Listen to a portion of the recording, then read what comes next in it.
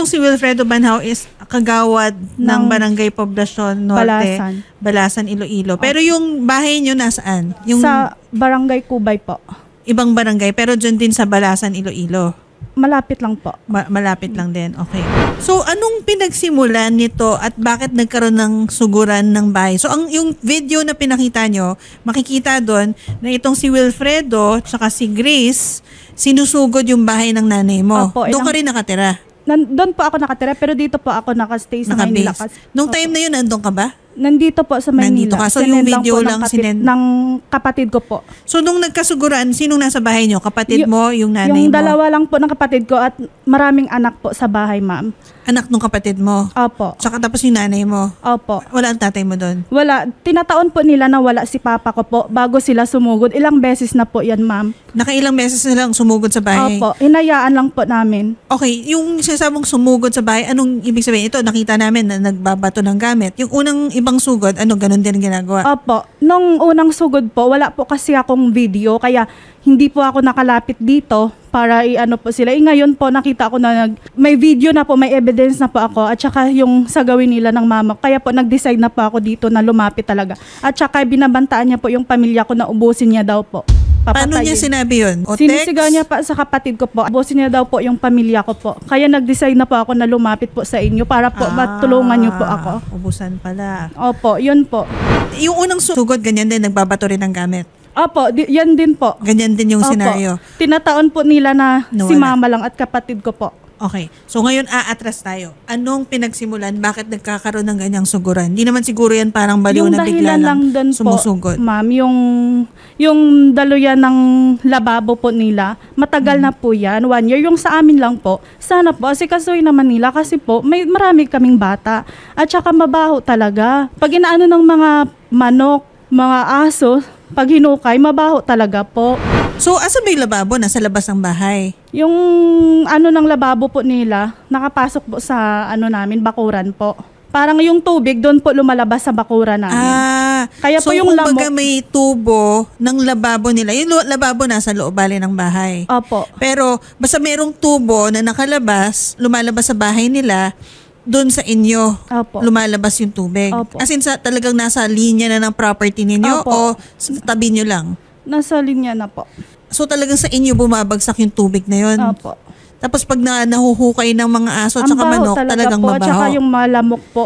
Diyan talaga umaano sa bahay namin. Nireklamo nyo na yan? Opo, 1 year na po yan. 1 Tapos, year na. Ilang beses na po, ma'am, naliklamo yun namin sa barangay. Wala din action din po. At Yung saka barangay, binigyan na po sila ng kapitan ng Tobo para ayusin nila. Wala talaga po. Gusto talaga po nila. Tapos pag may narinig sila, mangbabato po sila sa bahay. Tinataon po nila na walang papa ko.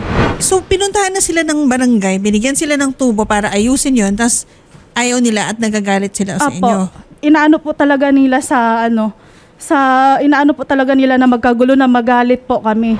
Magandang hapon po, sir. Yung gawain po nila, ma'am, paninira ho ng tao, ma'am, kahit hindi lang dito sa barangay nila. Kahit sa ibang barangay, ma'am, itanong nyo. Hindi totoo po. Hindi totoo. Imbestigahan nyo po, papuntahan nyo po dito para malaman yung katotohanan. Hindi totoo. At kung sinasabi niya na sinusugod yung bahay pag wala si Papa, ma'am, andun po si Papa nila. At sila yung, kung walang tao, kung sila ma'am, ang gumagawa niyan. Pag walang bahay, pag walang tao dito sa bahay, at saka yung bahay dito ng kapatid ng asawa ko, ma'am, binabato yan nila. At saka yung music, ma'am, yan pa nilalagay yung mga speakers sa bintana para lang binabato nila yung bahay nyo. Nagbaliktad. Opo, ma'am. Naireklamo nyo na po, ma'am, sir. nyo lang, ma'am, i-find out nyo na lang, ma'am, kung ano yung, pa-investigahan nyo kay katotohanan para malaman yung katotohanan, ma'am. Kasi, ma'am, mahirap mag-explain, ma'am. Mahirap ma'am. Ay, yung makikinig. May oras po ako, sir. Ipaliwanag niyo po sa akin. Ma'am, pwede ma'am sa yung asawa ko. Kasi nandito, ma'am. Sino yung asawa mo? Si Grace, ma'am. Sir, bago niyo ipasa, ayusin muna natin tong usapan. Anyway, kausap ko na kayo. Simula muna, yun munang lababo na umaalingasaw. Totoo po yun o hindi? Hindi, ma'am. Kasi, ma'am, mayroon kaming tubo dyan dati. Sinira nila, ma'am. Ba't naman nila sisirain? Di babaho nga sa kanila. Namin, ma'am. Kasi, tapos, ma'am, yung lubabo namin, nilalagyan nila ng mga trapo, ng mga, plastic. Sir, may picture ba kayo niyan? Tsaka ma'am, may picture kami, ma'am. Meron, ma'am. Ano po yung picture ninyo? Ma'am, isend namin, ma'am. Ano yung picture? Ikwento nyo na lang muna dahil hindi ko makuha Ma'am, at saka ma'am, dito, ma'am, di kami nagsistay dito, ma'am. Sa Balasan kami, ma'am. Pwede ba nilang maipadala sa atin? Apo. Sige Okay, po. ma'am. O yan, yung ano namin, yung reporter namin, tinatry kayo Meron po. na maipadala nyo yun. Habang ginagawa yan, sir, Ma'am, pinadalan daw kayo dami pa, ma'am, dami pa may information about sa kanila, ma'am. Sana po, ano ma'am, naman? Makapunta kayo dito, Hindi ma'am, sa, po ma'am, magkagulo sa, kung ano. sa barangay ng Kubay, ma'am, sa Judisyo, ma'am. O ano naman ang ibabato mo sa kanila? Dami, ma'am, hindi lang po kami, ma'am. Lahat Walang ng tao tubo po dito, yan. ma'am. Ito yung tubo. Wala, yan po yung tubo, ma'am, na ano. Maliit lang po. Ano Tapos, dito? ayan lang po, yung maliit. Hindi ko maintindihan. Okay. Hindi totoo yung mga sinasabi niya po. Ma'am, wala na po akong masabi, ma'am, para ganyan, ma'am. Sir, actually wala kayong nasabi. Oo, ma'am. Kasi, puro nagsasabi kayo sa kanya, pero wala rin naman kayong pruweba. Kung totoo yan, naireklamo nyo na ba yan sa barangay? Kasi sa ngayon, ang kwento ni Ruby, sila ang nagreklamo sa barangay. Barangay ang pumunta sa bahay ninyo para ayusin nyo sana yung tubo nyo na yan. So, kumbaga meron silang track record na nagre-reklamo sila. Kayo po ba, kung totoong meron kayong reklamo sa pamilya nila, meron po ba kayong reklamo po ba kayo sa barangay? Pag kinausap po ba natin yung Meron, barangay, ma'am, dami, ma'am. masasabi po May nila... record sa barangay, ma'am. Sino? May Tsaka, record din ma'am. kami dun sa barangay, ma'am. Na nagreklamo kami sa kanila. Sinong kausap nyo sa barangay? Kanino kayo nagreklamo Yung at kapitan, ni-record ma'am. nyo yan? Sino? Anong pangalan ng kapitan? Si Mary Ann Ichinova, ma'am. Okay, sige. Andito sa linya ma'am. natin si Ma'am Mary Ann Hechanova. Barangay Captain Mary Ann, magandang hapon po. Yes, ma'am. Okay. Ganito na to. Ma'am, nakikinig naman po kayo, di ba, sa palitan nila ng kwento. Oo. Tsaka napanood nyo po, ma'am, yung video? Sa video, ma'am, hindi ko lahat napanood. Ang part lang sa video dahil ng puto lang nakita ko. Pero ang sa away nila, ma'am, hindi lang sa ngayon.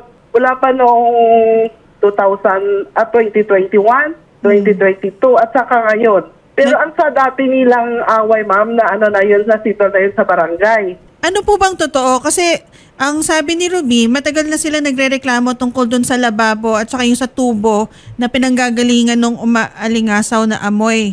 Totoo po ba yung sabi ni Ruby na nagreklamo siya? Sila? Nagreklamo sila, ma'am. Pinagtahasan ng mga barangay official. Opo. Tapos ako, ma'am, bilang punong barangay, para maayos na lahat, binigyan ko sila ng pipe para i-connect doon sa lababo para maalis na yung tubig tumadaloy doon sa kabila. Opo. Hindi ko alam, sabi nila, ipaayos nila. Sabi ni Wilfredo, papayos daw nila. Oo, ipapayos nila. Si Wilfredo wala doon, mami, kasi sa Balasan siya nag-stay. Si Grace Ann, yung asawa niya, yun ang palaging nandyan sa bahay nila. Okay. Kaya binigyan ko ng tubo na PVC pipe. Tapos sabi ko, ayusin nyo. Sabi nila na ang magpaayos. Akala ko, ma'am, naayos na nila dahil binigyan ko na sila ng tubo. Tapos hindi lang yun ang away nila, ma'am. Marami pa mga social media, post nila sa social media, ang pinagawayan nila. Lahat na ayos na yun, ma'am. Nagterpahan na yun sa barangay. Tapos ngayon naman, dahil sa tubig na dumadaloy sa sa drainage. So yun pa rin, yung tubo pa rin. Yung tubo pa rin. Tapos nag-text nireport niya sa RHO sa RHO nireport ni Jennifer. Sabi ko, tinawagan na naman ako ng RHO. Sabi ko, naayos na yan namin ang problema na yan. Hindi ko alam na another case naman, another reklamo naman. Yun pa rin ang trabaho. Maisingit ko lang po, Attorney Blessing, na ilapit na po natin ito sa Chief of Police, kaya Police Captain Soviet Torres ng San Dionisio Municipal Police Station at nagpapakondak na po ngayon ng investigation. Pero Dapat ireklamo to, barangay official Yes to. po. Ganito ang ugali. Kahit ano pang problema ang meron, hindi ka dapat ganyan ang ugali. I mean, paano mo masabing hindi totoong nagsasabi ka na uubusin namin kayo, pero meron kang ganyang tendency na pupunta ka sa bahay ng iba at kukuha ka ng bato at babatoyin mo yung bahay. The evidence, it's clear that we also, so far, yun yung meron tayo, it's in a way against him because he has that tendency. Based on what I've seen pa lang ha. Okay, of course, he could defend himself. Pero based on what we've seen, that pumupunta ka sa bahay ng iba, isa kang barangay official na dapat tagapamayapa yan, di ba? Yes. Pero ikaw ang pupunta doon at gumagawa ng gulo at you throw your weight around na parang pwede kong gawin to, kaya ko tong gawin. Dahil, I don't know, dahil ba naniniwala siya na isa siyang kagawad? Sir, Wilfredo. Matanda na yung nanay ko po. Matandang babae yung nandoon, pupuntahan nyo. Magbabato kayo ng ganun. I mean, Hindi, based lang on the video, sir, Ma'am. pumunta kayo sa bahay ng iba at nagbato kayo ng mga gamit.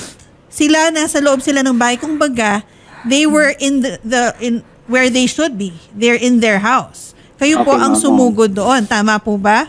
Hindi po, ma'am. Hindi, sir. Kayo po ang pumunta. Ako, ma'am, inamin ko po yan, ma'am. Napanood niyo po yung video, di ba, sir? At saka, Opo, ma'am, I'm sure nandun kayo. Naranasan niyo, Oo, di ba? ma'am. Oo, Pumunta, ma'am. basically, pumunta kayo dun sa bahay ng iba. Pumunta kayo Hindi, dun. ma'am, dito lang, ma'am. Dito lang yan sa labas, ma'am. Kaya nga po, Hindi pero kami sumugod, tapat ma'am. yan ng bahay nila. Pumunta kayo doon. Hindi, wala kayo sa bahay niyo. Lumabas kayo ng bahay niyo at pumunta kayo sa tapat ng bahay Yes. nila. Tama po. Okay, ma'am. Oo. Okay. Anong hawak niyo? Meron siya na. Yung ang lalagyan ng pinta, ma'am, na pinulot ko lang, ma'am. Okay, kung Kasi ano man yung that's hawak what nyo, ni Grace. pumulot kayo Yun ng lang yun, gamit at initsa nyo papunta sa bahay ng iba. Ayun. At may natamaan kayong tao.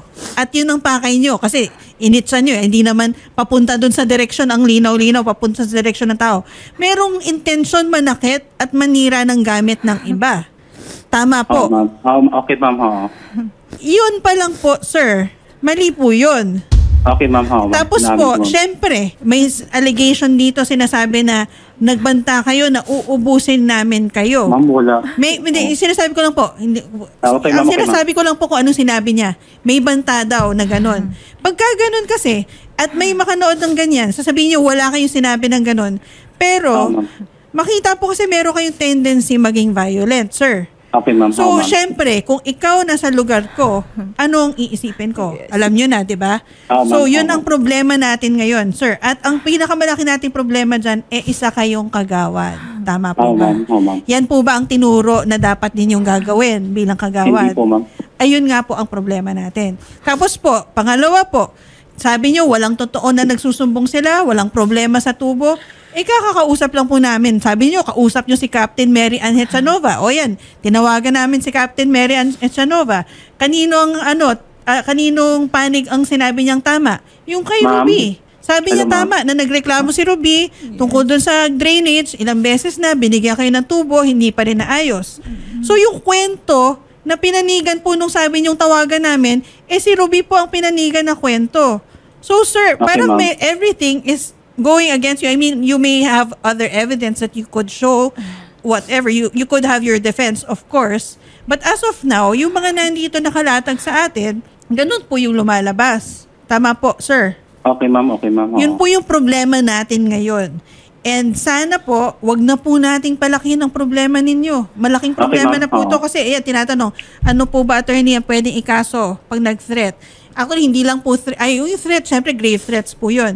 Pero yung mga nagawa na, yung ganyan, yung nagbato, nanira ng gamit ng iba, malicious mischief na po yan. Tapos syempre po, pwede rin po kayong makastuhan ng administrative case bilang isa po kayong public official. Sir, magpapatong-patong po yan. Huwag nyo na pong dagdagan. Ayusin nyo na lang po na ito, tapusin nyo na po itong problema na ito, mabuhay na po kayo, kapitbahay nyo naman, kapitbahay ng kinakasama nyo, itong mga to. Kung gusto nyo mabuhay ng mapayapa, ayusin nyo na po, wag nyo na pong dugtungan tong kwento na to. Di ba, sir? Okay, ma'am. Okay, ma'am. Oo, ma'am. Kung abiso ko, ayun lang po advice ko sa inyo. Pwede rin Okay, naman ma'am. natin palakihin to. Di ba? Ito lang po, ma'am. Oh, yan. Yung Ruby. asawa niya po, sinasabihan niya na, puntahan mo sa bahay. Yung kapatid ko pinapalabas po. Sabi niya, pag ikaw lumabas dyan, papatayin na lang talaga kita. Sabi niya yun, ma'am. Ilang beses na po. Ngayon, matapang po sila. Dito niyo ilabas yung tapang niyo.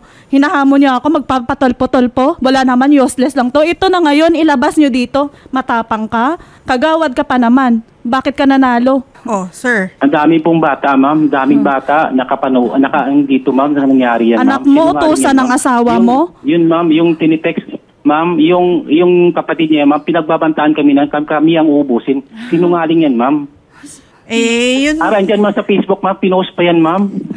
Tingnan po na, ilabas nyo rin po siguro yung Facebook na sinasabi ninyo, pero nilabas nila dito yung meron sila, tsaka kung may bata rin silang mga testimony rin ng mga anak nung kapatid niya. Ma'am, yung problema kasi ma'am, yung sa kanila lang ma'am, yung sa amin ma'am, wala kaming dito lang sa amin yung ebidensya namin ma'am.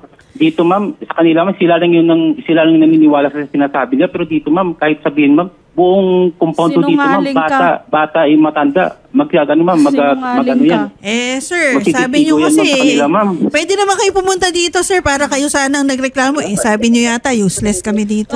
Sabi nga, kahit magpatulpo ka, useless lang yan. Nandito na ako ngayon, ilabas mo ditong tapang mo. Pero yun nga ma'am, on the way na din daw po yung PNP. Kami dito po sa Iloilo. Dito mo ilabas, matapang ka, ganyanin mo nanay ko. Ilabas mo dito, kagawad ka pa naman. Alam mo kung bakit ganito ako ngayon sa ginawa niyo sa nanay ko. Ganito ako ngayon, ganitong naramdaman namin magkakapatid. Nagpo-post yung kapatid ko. Ikaw ang nag-umpisa ng lahat. Ikaw ang nag-umpisa ng lahat. Kung hindi niyo binabato ang bahay ko, buti na lang ang anak ko hindi natamaan. Ha? Sino ito? Kayo ang nag-uumpisa. Ako to asawa ni Wilfredo. Si Grace. Yung ginagawa niyo, naglalasing kayo, tapos inaano niyo yung bahay ko ng bato. Ma'am Grace, huwag mo na ibaliktad sa amin. May tanong lang po ako, nagreklamo na po ba kayo tungkol dyan? Yes, ma'am, nagreklamo na po ako. Kaso lang, ang sa isip ko naman, hayaan ko na lang, ma'am. Saan kayo nagreklamo, sir? Ma'am, saan kayo nagreklamo? Ang galing mag-aawa yan, ma'am. Ang record niya dito, grabe. Grabe talaga. Ako, anong record po? Ma'am. Anong record po? Ang record nila dito. Anong record po pinagsasabihin natin, ma'am? Para matingnan po natin. Ang mga record niya nila, ma'am, mga pahiya sa social media. Alam mo, ma'am, yung pahiya na sausawan ka ng bayan. Ganon. Kahit hindi mo naman ginagawa, gagawin nila na sausawan ka ng bayan. Gusto ko naman nahimik, ma'am, kasi anong ginagawa nila sa yung bahay ko, inaano nila ng bato. Hindi ako matutulog. Wag mo na ibaliktad, Grace Ann. Wag mo ibaliktad sa amin. Si mama lang doon at kapatid ko inaano yung dalawa. So sinasabi nila sa social media na ikaw sausawan ka ng bayan. Yun ba yun? Oo, sausawan ng bayan. Tapos sabihan pa ako ng adik kahit magpa-drug test kami, ma'am. Sino sa amin dalawa ang adik? Kung may ganyan po sa social media, ma'am, meron din naman kayong karapatan. Di kolektahin niyo po. Ma'am, lahat ng mga sinasabi niyan, kasinungalingan. Kasinungalingan ang asawa. Ma'am, kasi hindi ako magaksaya ng oras ko dito. Ma'am, sabi niyo kahit Ma'am Grace Ann, kasi po, sabi niyo kahit itanong namin. So kami naman po nagtanong talaga. Kanino kami magtatanong? Syempre, dun sa pangulo dyan sa barangay, dun sa barangay captain. Sa barangay. Nagtanong po kami sa barangay captain. Ang magpapatunay dyan, ma'am, sa lahat ng mga ginagawa nila sa amin dito.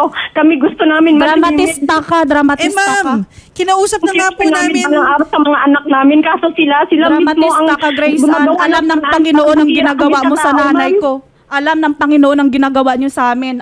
Hanggang kailan na lang ganito kami? Nandito na ako ngayon. Kasi sabi niyo lumapit. Sobra ng ginagawa niyo sa nanay ko. Hindi na tama yun kahit sino. Kahit mag-post ako. Ginagawa nyo. Oo, nagpo-post kami dahil sa ginawa niyo sa nanay ko.